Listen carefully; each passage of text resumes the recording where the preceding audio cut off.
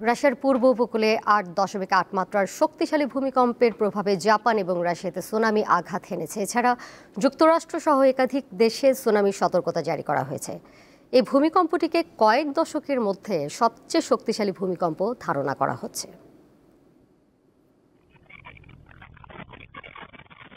রাশিয়ার পূর্বাঞ্চলীয় উপকূলের কাছে 8.8 মাত্রার শক্তিশালী ভূমিকম্প আঘাত হানে বলে জানায় যুক্তরাষ্ট্রের ভূতাত্ত্বিক জরিপ সংস্থা ইউএসজিএস।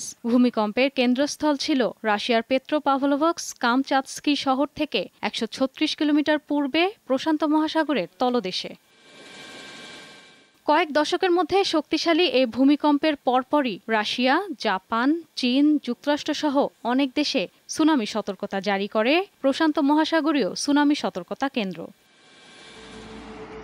ভূমিকম্পের কারণে জাপানের উত্তরাঞ্চলে এবং রাশিয়ার কুরিল দ্বীপপুঞ্জে এরই মধ্যে সুনামি আঘাত হানার খবর পাওয়া গেছে। এছাড়া হাওয়াই অঙ্গরাজ্যে 6 ফুট উচ্চতার সুনামি আঘাত হেনেছে।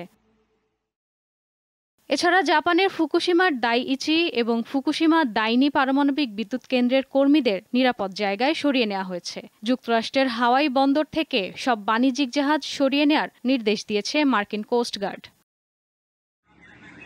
জাপান উপকূলীয় 19 লাখ মানুষকে নিরাপদ স্থানে সরে যাওয়ার নির্দেশ দিয়েছে।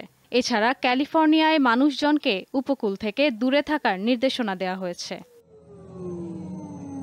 শক্তিশালী এ ভূমিকম্পের আঘাতে রাশিয়া সহ অন্যান্য দেশে হতাহতের খবর এখনো পাওয়া যায়নি। এই ভূমিকম্পটিকে কয়েক দশকের মধ্যে সবচেয়ে শক্তিশালী ভূমিকম্প ধারণা করা হচ্ছে। ইশরাত সুমা, দীপ্ত বার্তা কক্ষ।